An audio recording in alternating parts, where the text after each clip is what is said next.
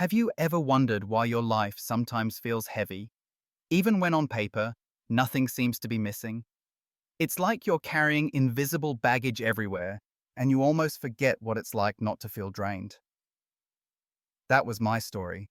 Always on top of deadlines, hustling, ticking every box.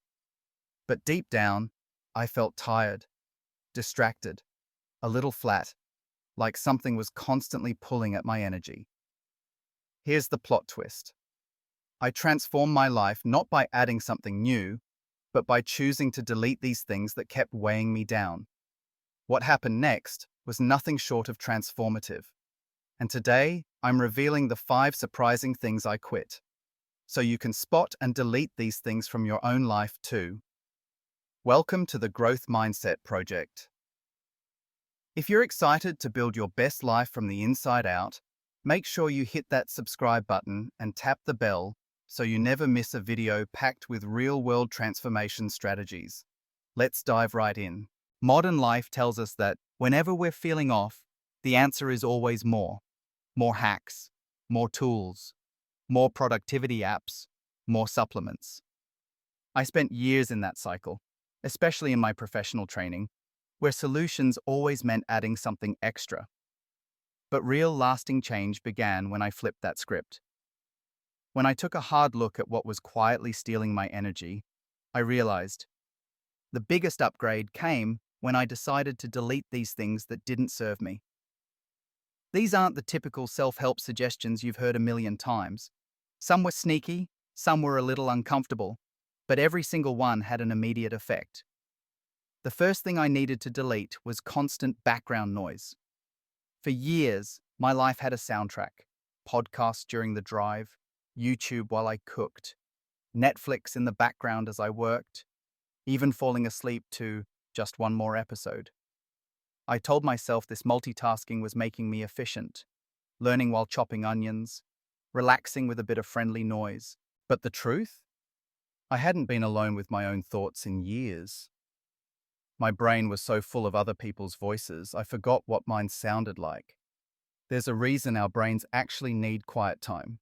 Research on the default mode network, the part of your brain that lights up when you're not doing anything specific, shows that silence is where your brain recharges, finds meaning, stitches together your experiences, and sparks creativity. If you never give yourself that space, you're locked in consumption mode instead of creation mode.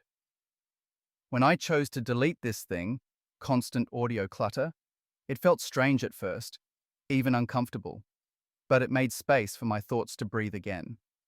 Suddenly, new ideas started showing up unannounced. Solutions to problems popped up in the shower, and everything felt calmer. The small moments, like actually hearing my knife on the cutting board, brought me back into the present.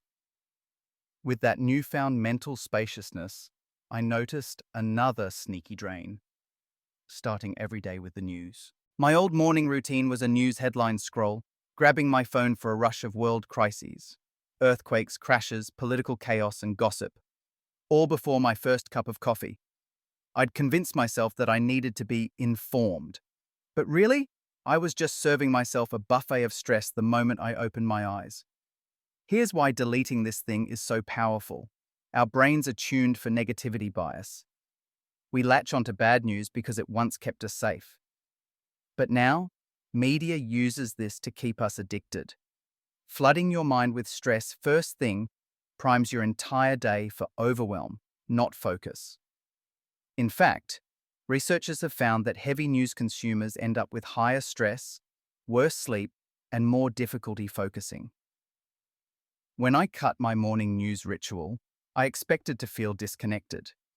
But nothing exploded, nothing collapsed. The world didn't stop.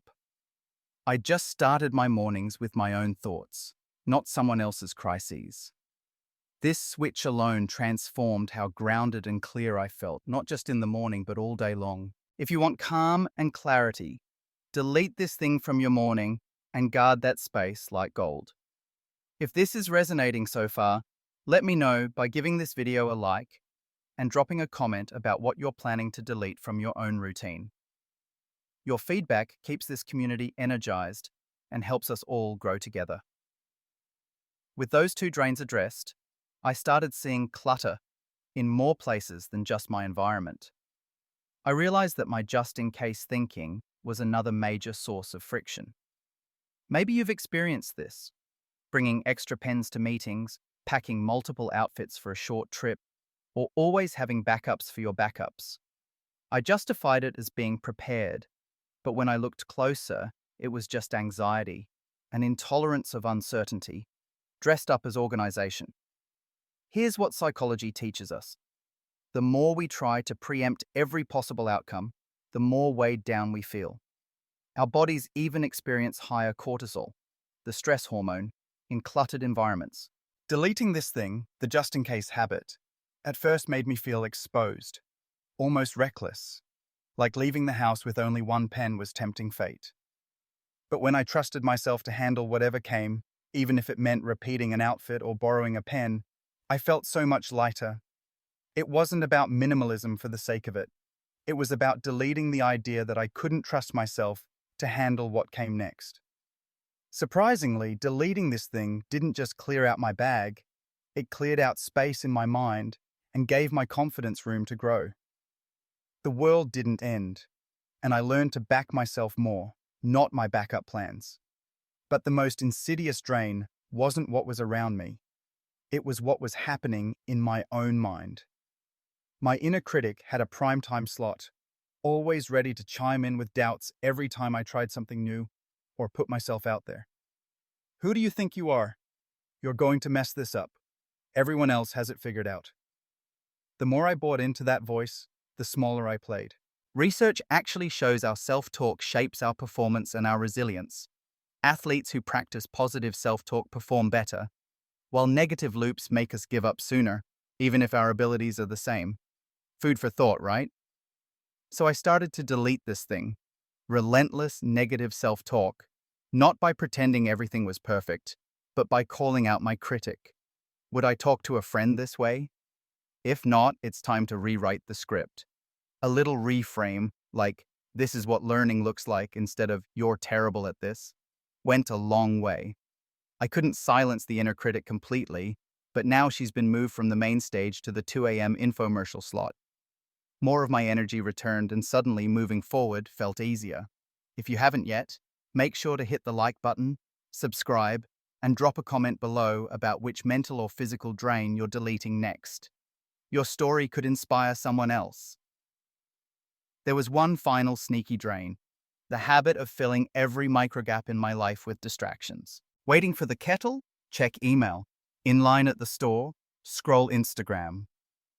Every pause, I filled with more stimulation.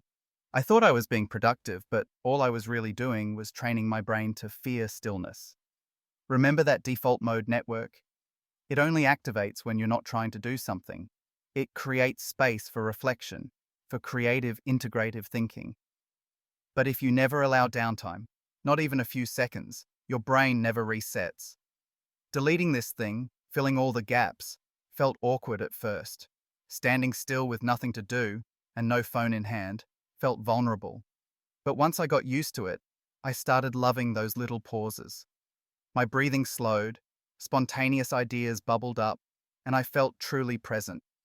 Doing nothing for a minute wasn't wasted time. It was a gift I hadn't given myself in years. Spend a few seconds thinking about what it would feel like to delete these things from your daily routine. Constant background noise, morning news, doom scrolling, unnecessary just-in-case prep, relentless negative self-talk, and filling every pause with screens. Imagine the energy you'd reclaim if you gave yourself permission to hit delete. Just like cleaning out an overstuffed closet, but this time for your mind. Ready to keep growing? Check out our other videos on habits that will supercharge your progress. And don't forget to hit that bell so you're first to know when new breakthroughs land here at the Growth Mindset Project.